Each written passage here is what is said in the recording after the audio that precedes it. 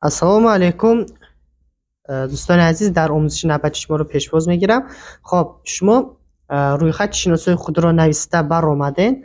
Анакунун ба онҳо занг задан лозим аст. Хоб, барои ин ки худ ба худ онҳо ба даромад табдил намеёванд. Ба шумо ягон даромад намебиёранд худ ба худ.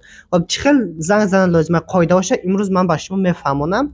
Хоб, қоидаи якумаш, шумо занг задана сар кардем. Қоидаи аввалин салом алейк кардан ва одамро завқманд кардан. Яъне масалан ман занг мезанам, мегӯям ки ассалому алейкум, акай Фирӯз, сози тинҷи кору борот созай. Ака, ман дар як масъала занг задестам. Яъне вақте ки ман мегӯям ки дар як масъала занг задестам, сразу одам ба ҳам завқш мебиёяд, ҳам сразу дар бораи кор гап занем. Яъне бисёриҳо аввал ним соат, як соат салом алейк мекунанд, зиндагӣ чӣ хелай, коро чӣ хелай, гӯдако чӣ хелай ва ғайра. Ва дар охир мегӯянд ки пешниҳоди худашон гап мезананд, уже одам ба неприятния. Мисол ки ман як соат худам инҷа ба ту ба дардама гуфтаистам, ягон проблемама гап задестам, ту бо ман ба чизе пешниҳод кардам ва дар асл занг зада будӣ. Уже одам ба вайш чӣ хел бигӯям, уже одам фикр мекард ки шумо аз вай ягон фоида гирифтан ба занг задагӣ. Вақте ки шумо занг мезанед, мегӯянд ки ассалому алейкум фалончӣ, сози кору борот созай, дар як масъала занг задестам барои ту. И уже мегӯем ки дуюмаш 2 минут вақт дорем. Мисол обязательно пурсидан дар кора ки одам вақт дорад ё ки не. Хоб, баъдан вақте ки одам мегӯяд ки ҳо вақт дорум, хоб, дар бораи кор камтар маълумот додан лозим ва маълумоти пуррая ай WhatsApp роӣ мекунем. Яъне мисол мегӯем ки ҳозир ман дар як раисики, ҳозир ман дар компания Faberlic кор кардаистам. Мо бор гирифта фурӯхта намегардем, ҳамаш через интернете, через интернет кор мекунем. Ҳам даромади нағз кор карда мешавад. Ҳар 21 рӯз мисол ойлики нағз гирифта мешавад. Барои ҳамин ба шумо ман пешниҳод кардани будам, биёед ай WhatsApp як бор маълумоти пурра равон кунам. Гӯш карда бурен, кани чӣ фикр мекунед? Яъне ҳамин хел гуфта уже одам ба вай роӣ кардан дар кор, маълумоти пурраи ай WhatsApp роӣ кардан дар кор. Барои ин ки як хеле фикр мекунанд ки занг задум, ҳозир полния ҳамаша як соат мефаҳмонам. Вақте ки шумо ҳамаша як соат мефаҳмонед, ако ин через телефон бисёриҳо намефаҳманд. Барои ҳамин лучше ай WhatsApp роӣ кунед, ё ки ягон ҷода вохӯрда хушрӯ фаҳмонед. Хоб, масалан чӣ хел хоб, биёед як бори дигар бо чӣ хел занг задан дар кор, полни структураша гап зада мебароем. Салому алейкум, акай Фирӯз, сози тинҷи кору борот созай. Акаҷон, дар як масъала ман шумо занг задестам, 2 минут вақт дорем. Ҳозир ман дар раисики компания Faberlic кор кардистам. Мо фақат через интернет кор мекунем, бор гирифта намефурӯшем. Мо барои ҳамин шумоям даъват карда будам ки метавонед даромади иловагӣ кор кунед барои худатон. Дар вақтҳои холигитон метавонед ки даромади иловагӣ кор кунед.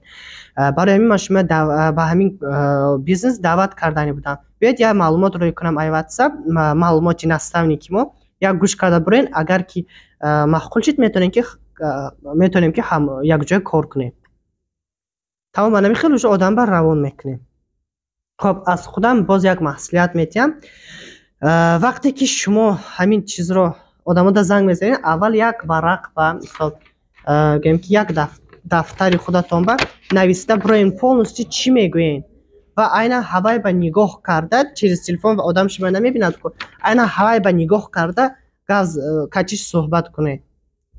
Барои ин ки вақте ки шумо нависта шпарга кати кор мекунед, худатонро бо гӯем ки уверенӣ хис мекунед, ягон ҷо хато намекунед, вай намекунед. Барои ҳамин обязательно ақаллан як моҳ ақаллан вақте ки шпарга кати кор мекунед, уже соати 2 шабам хезонда пурсанд, уже метавонед ки бемалол одамда фаҳмонед. То вақта шпарга кати кор кунед. Хоб, баъдан агар ки одам розӣ нашавад, мисол ки шумо дар бораи регистратсия ва ғайра, дар бораи фоидаи бизнес маълумот роӣ кардани WhatsApp, одам розӣ нашуд барои кор кардан, чӣ кор кардан дар кор? Ягон ҷои душвор нест. Шумо як группа мекушоед, группаи маҳсулотҳои Faberlic ном дорад. Группа мекушоед. Чӣ хел кушоданашам ҳозир ман шумода роӣ мекунам. Дар WhatsApp ё ки Viber мекушоед. Имоба накушоед. Имоба чӣ хел ки группа худ ба худ занг мешавад, худ ба худ чӣ мешавад, бисёри одамо мебуроянд ай группаш. Дар WhatsApp ё ки Viber да мекушоед группа. Агар ки тарафҳои шумо ба WhatsApp популярни бошад, WhatsApp, Viber популярни бошад, Viber. Баъд дар ҳамун ҷа одамое ки мақсад регистратсия шуданда розӣ намешаванд добавить мекунем. Метавонем просто гӯем ки майли ягон ҷои просто одам мисол ки регистрация шуданда розӣ нашида, шумо мегӯем ки майли ҳамаш 100% биёед набошам ба группаи худам шуморо добавить кунам. Унҷода ҳар рӯз ман ягон чӣ аксияш иста, чӣ навигария, ҳар рӯз ягон чӣ мепартом, фаҳмида меситен. Чизои махкул шудагиам метавонем ки бе регистратсия арзонтар через ман заказ кунем. Уже баъд одамоя добавить мекунем ба группа. Хоб чӣ хел группа кушодан лозима? Ҳозир ман шумо як видео премьераша мепартом. Ҳозир ба шумо чӣ гуна метавонем ки группаи харидоронро кушоем нишон медиҳам, барои он ки шумо 100-250 байли худро ба осонӣ кунед. Яъне он одамое ки барои аъзо шудан розӣ намешаванд, метавонем ки ба ҳамин группа добавитшон кунем ва онҳо метавонанд ки аз шумо ягон чизо заказ кунанд, чизои лозимашонро. Ҳамин хел шумо ба осонӣ метавонед ки 50-100-200 байли худро бикунед. Барои ин мисол ман WhatsApp медароям ва аз тарафи рост аз ҳама поёнба чӣ хеле ки мебинед сурати хва истода, кабуд истода, амра зер мекунам ва новая группаро зер мекунам. Ана баъдан ҳозир ман просто барои шумо ба нишон додан ду шиноси худро ҳамроҳ мекунам ба ҳамин группа, барои ин ки шумо просто бинед. Хоб баъдан дар инҷа мо номи группая мемонем.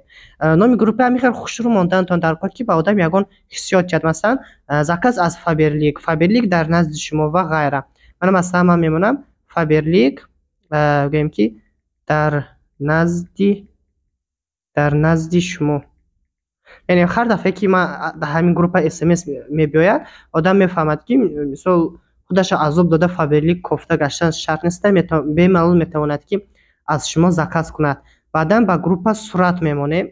Чӣ хеле ки мебинед сурати фотоаппарат аз тарафи чап боло ба истода, авая зер мекунем. Мисол аз галерея ман ҳамин суратро тайёр кардагиём. Гӯем ки барои ин сурат аз Фаберлик аст, яъне ки сурати оилае, яъне ки метавонанд ки оилавӣ маҳсулотҳои компанияро заказ бикунанд. Ва мо галочкаро зер мекунем. Ана ҳамин хел аллакай мана группаро кушодем.